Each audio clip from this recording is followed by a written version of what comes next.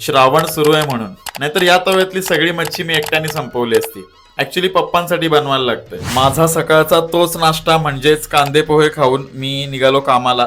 आणि आजकाल 2 दिवस कंटिन्यू पाऊस पडतोय, त्याच्यामध्ये वातावरण एकदम गार झालंय. बामणडोंगरी स्टेशनला नुसती शेवाळ झाली. त्या जिन्यावरनं पडता पडता वाचलो, म्हणजे लिटरली 2 वेळा पडलो असतो मी. त्यामध्ये हे 4 व्हीलर आणि रिक्षावाले आहेत ना, हे स्वतःला जास्त ग्रेट समजतात, म्हणजे सगळं पाणी उडवलंच पाहिजे अंगावर मुद्दाम. आमचा सप्ताह सुरू असल्याने मी जवळपास आठवडाभर नाही, जास्त असेल, आठवडाभर काहीच नाही खाल्लं.